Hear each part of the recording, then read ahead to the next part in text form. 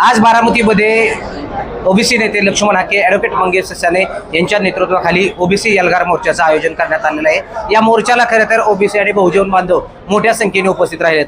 खरं तर आपण हे पाहिलं तर विविध पक्षांचे या ठिकाणी कार्यकर्ते आहेत। खरं तर हे ओबीसी बांधव आहेत। या ओबीसी बांधवांना आपल्या नेत्यांकडून नेमकी ओबीसीची भूमिका काय असणार आहे हे त्यांच्याकडून आपण जाणून घेऊ। काय सांगाल, तुम्ही भारतीय जनता पक्षाचं अनेक वर्षापासून काम करता, तुम्ही एक ओबीसी बांधव आहात, काय तुमची भूमिका ओबीसीच्या आरक्षणासंदर्भात? आज खरं तर या ठिकाणी कुणी पक्ष म्हणून या ठिकाणी एकत्रित झालेलं नाही, परंतु किती केलं तरी पक्षाचा विरोध आमच्या मागणं राहणारच आहे। आज या ठिकाणी सर्व ओबीसी अत्यंत मोठ्या संख्येने या ठिकाणी जमलेला आहे। ओबीसींची या ठिकाणी एकच मागणी आहे की कुणाला शिक्षणामध्ये, कुणाला नोकऱ्यांमध्ये आरक्षण देणारा या ओबीसीनी कधी, मला वाटतं यापूर्वी देखील कधी विरोध केलेला नाही, परंतु आडमोठी भूमिका घेऊन जे ओबीसींचं नुकसान करतायत आणि ते स्वतःचंही नुकसान करून घेत आहेत, त्यांना खरं तर हे आरक्षण कळलेलं नाही। गोरगरीब, डवरी, नंदीवाले, रामोशी, बेडर, धनगर, माळी, तैली, वंजारी अशा लोकांच्या जर ताटातलं कोणाला पाहिजे असले तर मला वाटतं ते चुकीचं आहे। आणि या ठिकाणी भाजप म्हणून मी भूमिका या ठिकाणी उभी करायसाठी आलेलो नाही, भाजप म्हणून या ठिकाणी बोलायला आलेलो नाही, परंतु जे आज संपूर्ण महाराष्ट्र पाहत आहे की आज मुख्यमंत्र्यांनी काय या ठिकाणी आपली भूमिका केलेली आहे। आज त्यांच्यावर सुद्धा काय या ठिकाणी खालच्या पद्धतीचं वागणं गेलं झालं, खालच्या पद्धतीचं या ठिकाणी हे केलं झालं।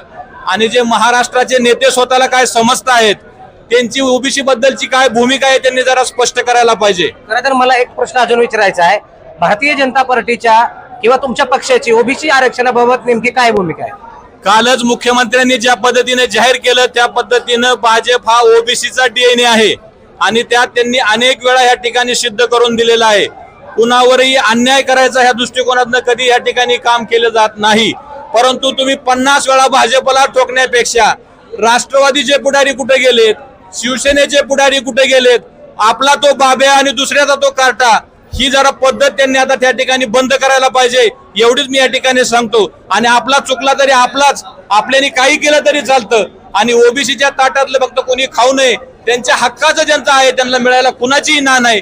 फक्त गोरगरीब नंदीवाल्याच्या बरोबर जर तुम्ही आला, जर तुम्ही माकडवाल्याच्या बरोबर आला, तर बैलवाल्याच्या बरोबर आला, मेंढरवाल्याच्या बरोबर आला, तर तुम्ही एक तर तुम्ही पाटील तरी व्हा, नाही एक तर मेंढरवाली तरी व्हा, एक तर नंदीवाली तरी व्हा, एक काय तरी तुम्हाला ठरवायला पाहिजे।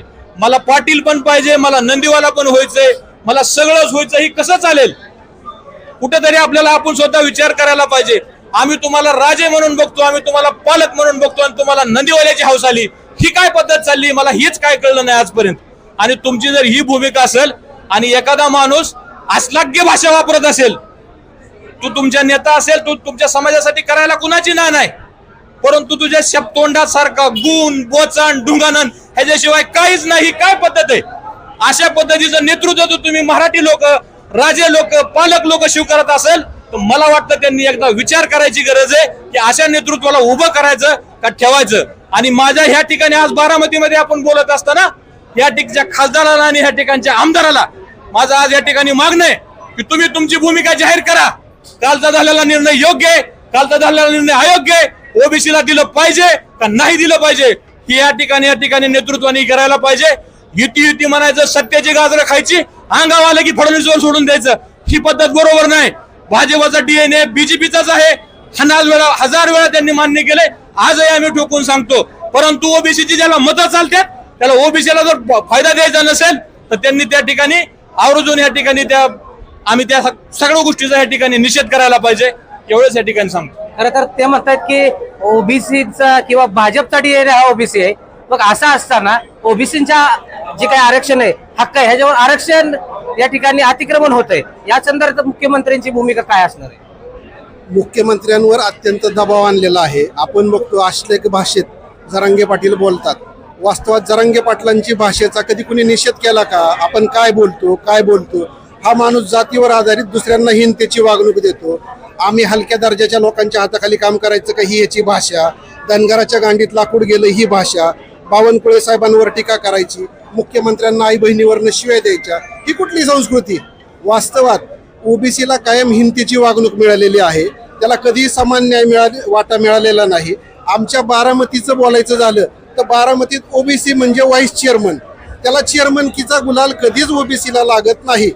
काय हे आपण बघितलेलं आहे, हा बारामतीचा इतिहास आहे. ओबीसी कधी चेअरमन होऊ शकत नाही.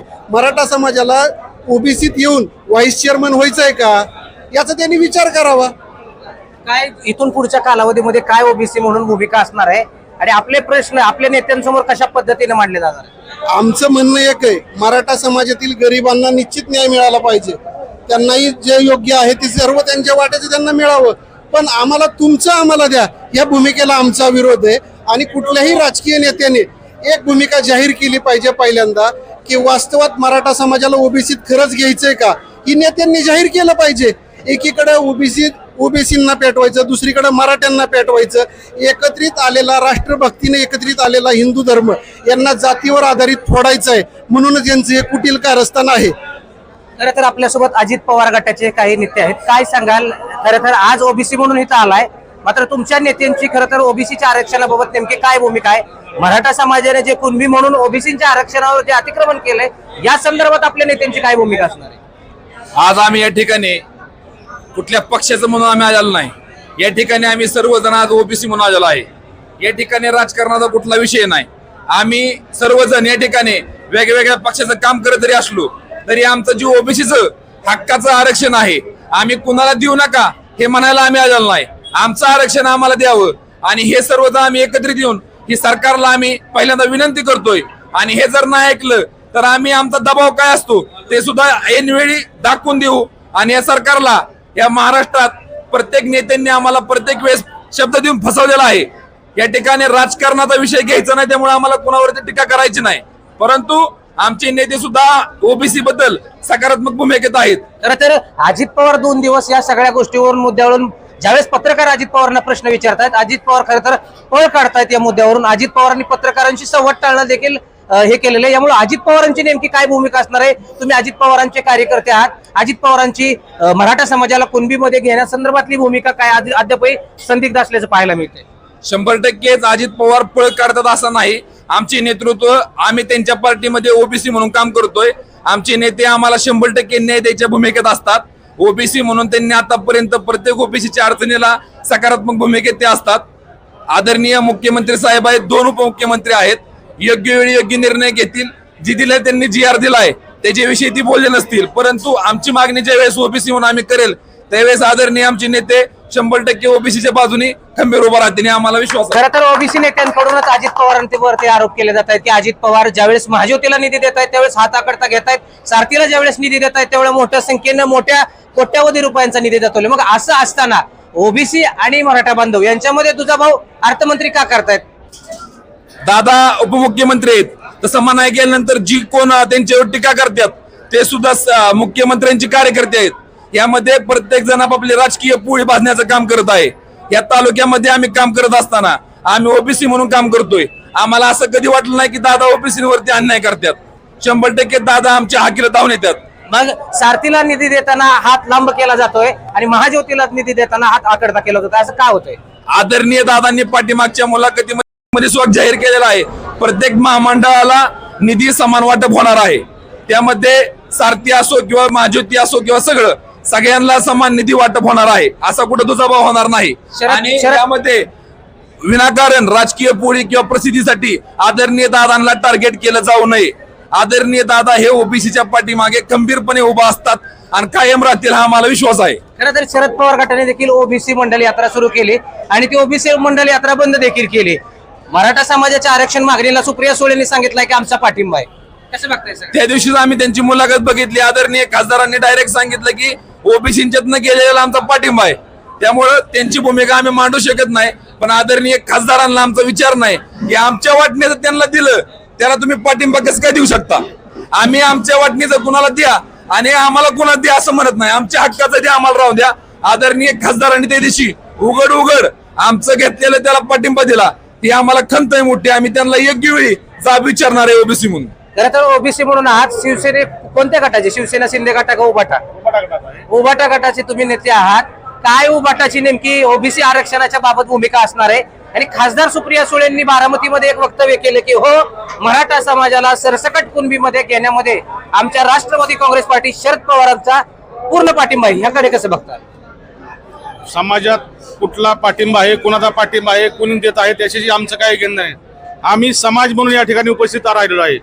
माननीय मुख्यमंत्री प्रत्येक निवडणुकी वेळेस म्हणतात की देवेंद्र फडणवीस म्हणतात की भाजपचा DNA हा ओबीसी आहे, परंतु मनोज जरांगेच्या एकलशाहीला हुकुमशाहीला जुगारून जर मराठा समाज ओबीसी समाजात समाविष्ट करणार असाल तर त्याला सर्व समाजाचा, तसं मी जरी शिवसेनेत असलो तरी समाज बांधव म्हणून ओबीसी म्हणून त्याला संपूर्ण विरोधच राहणार आहे. खरं तर उभाटा गटाची ओबीसीच्या आरक्षणाबाबत नेमकी काय भूमिका असणार आहे? वेळोवेळी पक्षाचे प्रमुख यांनी आपल्या समोरच माध्यमासमोर ती भूमिका स्पष्ट केलेली आहे.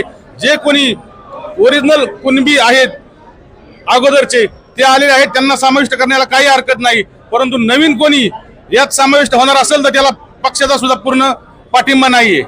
खरं तर राष्ट्रवादी शरदचंद्रजी पवार पक्षाचे नेते आपल्यासोबत आहेत. काय सांगाल? खरं तर पवार साहेबांनी आता ओबीसी मंडल यात्रा काढली. खरं तर ती आता यात्रा बंद झालेली आहे आणि सुप्रिया सुळे बारामतीमध्ये आल्या आणि त्यांनी सांगितले की हो, मनोज जरांगे पाटील यांच्या मागणी मराठ्यांना सरसकट कुणबीमध्ये घ्यावं या मागणीला आमचा पूर्णपणे पाठिंबा आहे. खरं तर सुप्रिया सुळे लोकसभा मतदारसंघात निवडणूक लढल्या, ओबीसीने देखील मतदान केलं. मात्र असं असताना केवळ राजकारणापोटी एकाच समाजाकडून त्या समाजाची बाजू घेणं योग्य आहे का? तुमची ओबीसी म्हणून काय भूमिका असणार आहे? राष्ट्रवादी काँग्रेस पार्टी शरद पवार पक्षाचा कार्यकर्ता म्हणून काय भूमिका असणार? 100% आपण ज्या पद्धतीने असं सांगता आहात की आमच्या माहितीप्रमाणे आदरणीय शरदचंद्रजी पवार साहेबांनी इतिहासामध्ये प्रत्येक वेळी ओबीसीच्याच बाजूने ठामपणे भूमिका घेतलेली आहे, घेत आहेत आणि घेत राहतील. जर तुम्ही पाहिलं तर आदरणीय शरदचंद्रजी पवार साहेबांनी प्रत्येक मराठा मोर्चाच्या वेळी आपल्या स्वतःच्या वक्तव्यामधून दाखवून दिलं की मराठा समाजाला कदापि ओबीसी मधनं आरक्षण देणं हे योग्य नाहीये आणि ते त्यांच्या तुम्ही आता भूमिका सांगितलं शरद पवार म्हणतायत की मराठा समाजाला ओबीसी मधून आरक्षण देणं शक्य नाही. मग दुसरीकडे त्यांचीच मुलगी असणारी खासदार सुप्रिया सुळे म्हणतायत की हो, मनोज जरांगे पाटलांच्या मागणीला आमचा पूर्णपणे पाठिंबा आहे. मग कुठेतरी ओबीसीला एडत काढायचं काम पवारांकडून केलं जातंय. सुप्रियाताईंनी जरी जरांगे पाटलांना त्यांची भूमिका जरांगे पाटलांना पाठिंबा दर्शवला असेल तरी आमच्या माहितीप्रमाणे आदरणीय सुप्रियाताईंनी त्या ठिकाणी कोणत्याही प्रकारचं ओबीसींना नाकारावं अशा पद्धतीचं स्टेटमेंट त्या ठिकाणी कुठेही केलेलं दिसत नाही. खरं तर तुम्ही म्हणताय की ओबीसीला नाकारावं असं जरी स्टेटमेंट केलं नसलं तर पाठिंबा मराठा समाजाला दिला जातोय आणि मराठा समाजाला सरसकट ओबीसीमध्ये घेतलं जावंय या मागणीत खासदार सुप्रिया सुळेंनी त्या गोष्टीला पाठिंबा दिलाय. अजिबात कदापि असं होणार नाहीये. आज आम्ही ज्या अजेंड्यासाठी या ठिकाणी जमलोय की पक्षविरहित राजकारण सोडून आमच्या हक्कासाठी आणि आमच्या ओबीसींच्या भविष्यासाठी या ठिकाणी जमलोय. म्हणून त्या ठिकाणी आमच्याही नेत्यांचं असं म्हणणं आहे की तुम्ही त्यांना द्या, परंतु आमचे घुसमट करून आमच्या ताटातलं त्यांना कदापि वाढू नका, अशी आमच्या नेत्यांची स्पष्टपणे भूमिका असेल. ओबीसी म्हणून आपली जी काही भूमिका आहे ही शरद पवार गटांकडे तुम्ही कशा पद्धतीने मांडणार आहात आणि इथून पुढच्या कालावधीमध्ये आपल्या पक्षाची नेमकी काय भूमिका असणार आहे ओबीसी आरक्षणासंदर्भात? येणाऱ्या काळामध्ये आम्ही आमच्या सर्व वरिष्ठ पक्षाच्या नेत्यांना जर ओबीसींच्या हक्काला धक्का लागणार असेल तर येणाऱ्या काळामध्ये आम्ही देखील पक्षाच्या बाबतीत कठोर अशी भूमिका घेऊ. खूप खूप धन्यवाद. आपल्यासोबत नेमकं काय आपल्याला मत मांडायचं? यांना ओबीसीतूनच आरक्षण का पाहिजे तर त्याचं सगळ्यात महत्वाचं कारण प्रस्थापितांना त्यांची जागा सोडायची नाही आणि स्थानिक स्वराज्य संस्थांमध्ये अल्प प्रमाणात का होईना जे ओबीसीचं प्रतिनिधित्व दिसतं ते 100% यांना मान्य नाही, त्यांना ते संपवायचंय म्हणूनच हा कुटील डाव आहे. खरं तर काय नेमकी भूमिका असणार आहे शेवटचा प्रश्न घेतोय. आपल्या पक्षांकडून या ओबीसी आरक्षणासंदर्भात काय प्रयत्न केले जाणार? खरं तर ह्या ठिकाणी आपण बघितलं सगळ्याच लोकांनी आपापले विषय मांडलेत. शिक्षण आणि रोजगारामध्ये खरंच कुठला ओबीसी मला वाटतं की त्या ठिकाणी विरोध करताना दिसत नाही, परंतु राजकीय ह्या गोष्टीसाठी बराच ओबीसीचा त्या ठिकाणी विरोध आहे. आज पण मी ह्या ठिकाणी जरांगे साहेबांची मुलाखत बघितलं तर ते म्हणतात की आम्ही आता दलित आणि मुस्लिमांसाठी सुद्धा आरक्षण मागणार आहोत. मला वाटतं त्यांना कुठलं आरक्षण मागणार आहे ते लक्षात येत नाहीत, कारण 60% मुस्लिम हे सुद्धा आता सध्याच्या जुन्या ओबीसी मध्ये आहेत, त्यांचं सुद्धा त्या ठिकाणी नुकसान होणार आहे. फक्त समाजात तेढ निर्माण करून जनतेचं नुकसान करणं हे बरोबर नाही. आणि ज्या पद्धतीने आता त्या काही लोकांनी सांगितलं की सुप्रिया सुळेंनी आम्हाला पाठिंबा त्या ठिकाणी दिला, तर तुम्ही मीडियावाले आहात, तुम्ही सगळ्यांनी मला सांगा की त्यांनी एक पाठिंबा दिलेल्याचं एक बाईट कुठे त्यांनी दिलेली आहे. काल त्या ठिकाणी त्या मोर्चामध्ये गेले आणि मोर्चाने गाडी अडवली, असा एक संभ्रम त्या ठिकाणी निर्माण केला. पण गाडी अतिशय आनंदाने लोक अडवत होते, मुके घेत अडवत होते, लोकांना खांद्यावर हात टाकून गाडी अडवत होते. हाके साहेबाची गाडी अडवायचा प्रकार आणि सुप्रियाताईचा गाडी अडवायचा प्रकार हा फारच वेगळा होता. म्हणून मला या ठिकाणी सांगायचंय की कुठल्याही नेत्यांनी समाजामध्ये तेढ निर्माण करण्याचा प्रयत्न करू नये. ज्या हक्काचा ते आहे त्यामध्ये येऊन मराठा समाजाचं देखील त्या ठिकाणी नुकसान होणार आहे. परंतु ही गरीब मराठ्यांचा लढा नसून हे श्रीमंत मराठ्यांचा लढा या ठिकाणी चालू आहे. श्रीमंताच्या पोराला, आमदाराच्या पोराला पुन्हा जिल्हा परिषद सदस्य व्हायचे, पुन्हा नगरसेवक व्हायचे, पुन्हा नगराध्यक्ष व्हायचे. गरीब मराठ्याचं ह्यातून नुकसानच होणार आहे. EWS ची माहिती घ्या, SCBC ची माहिती घ्या. त्या ठिकाणी जर मराठा त्या ठिकाणी गेला तर कदाचित मराठ्याचा त्या ठिकाणी फायदा होणार आहे आणि त्या ठिकाणी ओबीसीचा सुद्धा हक्क त्या ठिकाणी अबाधित राहणार आहे. परंतु जाणून बुनून राजकीय माणसं समाजामध्ये तेढ निर्माण करून या ठिकाणी आपली पोळी भाजायचं काम त्या ठिकाणी करतायत. म्हणून मी खरं तर या ओबीसी अत्यंत गांजलेला आहे. गेली कित्येक वर्ष आज या ठिकाणी आपल्या त्याला माहितीच नाही 370 जाती ह्या ओबीसी मध्ये आहेत. त्याला माहितीच नाही मी ओबीसी इथून सुरुवात करावी लागते की बाळा तू ओबीसी आहे म्हणून त्याला. आणि मला दुर्दैवाने सांगावं वाटतं जरांगे साहेब, तुम्ही खरंच तुमच्या समाजासाठी करता, आम्हाला त्याचं दुःख नाही.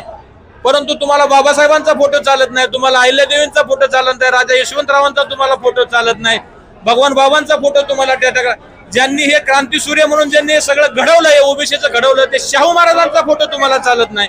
तुम्हाला महात्मा फुलेंचा फोटो चालत नाही. आरक्षणाचा ज्यांनी इंग्रजांच्या विरुद्ध उभा राहून इंग्लिशमध्ये भाषण करून सांगितलं त्यांचा सुद्धा फोटो तुम्हाला त्या ठिकाणी चालत नाही. मग या लोकांची तुम्हाला मतं कशी चालतात?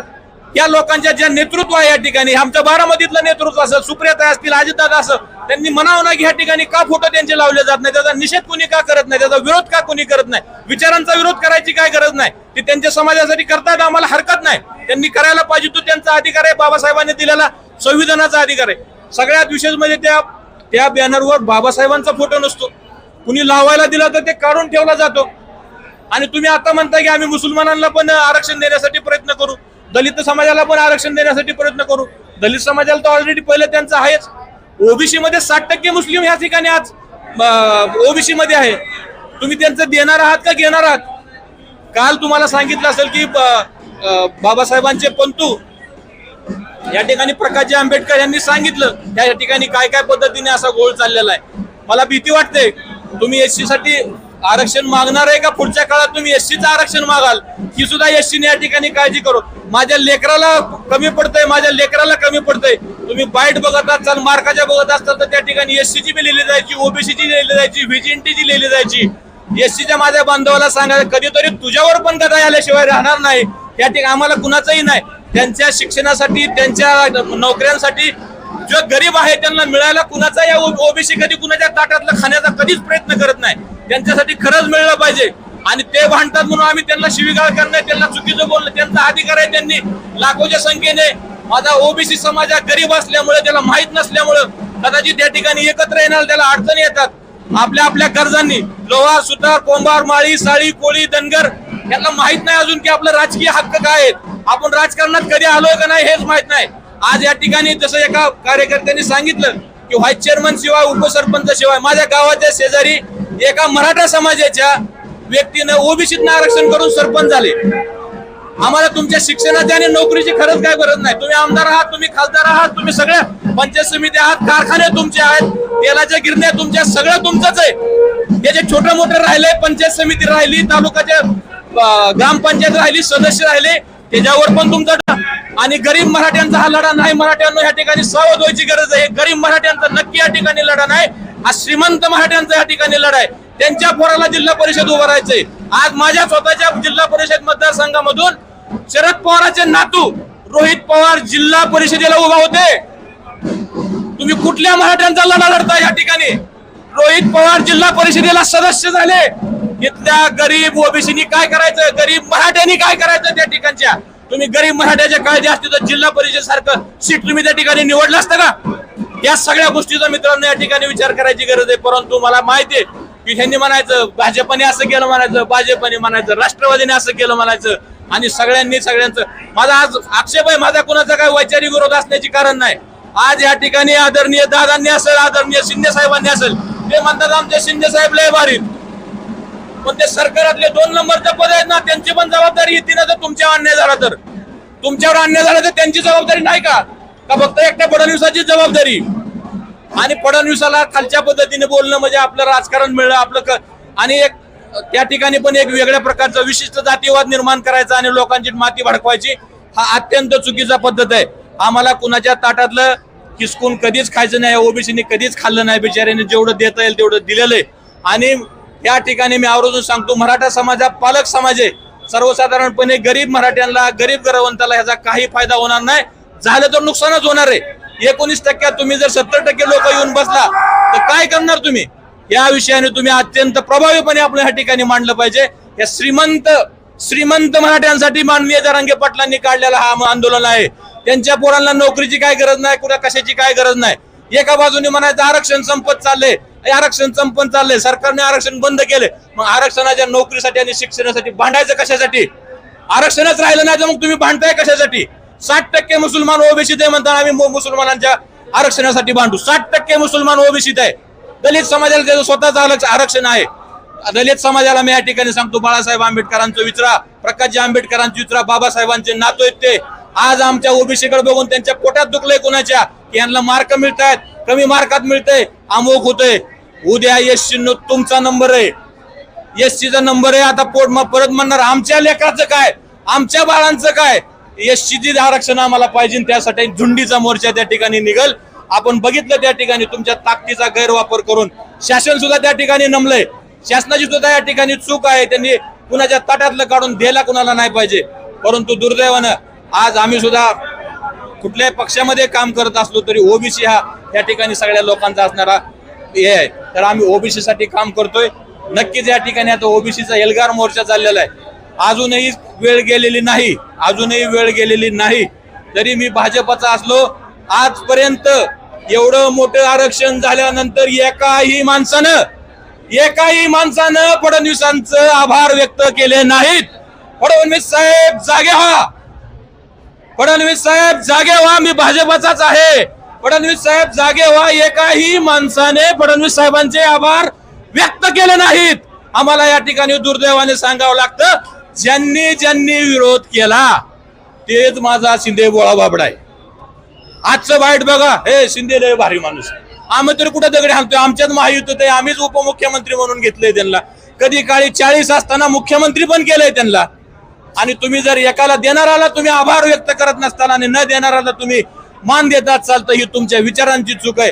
जरांगे साहेब, तुम्ही गरीब मराठ्यांचा लढा या ठिकाणी लढत नाही, तुम्ही श्रीमंत मराठ्यांचा या ठिकाणी लढा लढताय. म्हणून आमचा ओबीसीचा विरोध आहे. खरं तर खूप खूप धन्यवाद. हे होते पांडुरंग कचरे. खरं तर जरांगे पाटलांनी जो लढा लढला, हा लढा गरीब मराठ्यांचा नसून हा लढा श्रीमंत मराठ्यांचा आहे. आणि खरं तर आज ओबीसी नेते लक्ष्मण हाके यांच्या नेतृत्वाखाली बारामतीमध्ये एल्गार मेळाव्याचं आयोजन त्या ठिकाणी करण्यात आले. लक्ष्मण हाके आता सध्या नेरीमध्ये पोहोचलेले आहेत. थोड्याच वेळात लक्ष्मण हाके बारामतीमध्ये पोहोचणार आहेत आणि मोठ्या संख्येनं बारामती शहरातील शारदा प्रांगण मधून हा एल्गार मोर्चा त्या ठिकाणी बारामती तहसील कार्यालयाकडे निघणार आहे. आणि जोपर्यंत मनोज जरांगे पाटलांवरती गुन्हा दाखल होत नाही, जोपर्यंत त्यांना अटक केली जात नाही आणि जोपर्यंत हा GR त्या ठिकाणी GR रद्द केला जात नाही, खरं तर ओबीसी बांधवांकडून या सरकारकडून काढलेल्या GR ची त्या ठिकाणी होळी करण्यात येणार आहे. आणि हा जो GR आहे तो तात्काळ रद्द करावा या मागणीसाठी ओबीसी नेते लक्ष्मण हाके यांच्या नेतृत्वाखाली बारामतीमध्ये ओबीसी एल्गार मेळाव्याचं त्या ठिकाणी आयोजन करण्यात आलेलं आहे. आणि थोड्याच वेळात या मेळाव्याला ठिकाणी मोठ्या ताकदीनं सुरुवात होणार आहे. तुर्तास इथेच थांबू. धन्यवाद.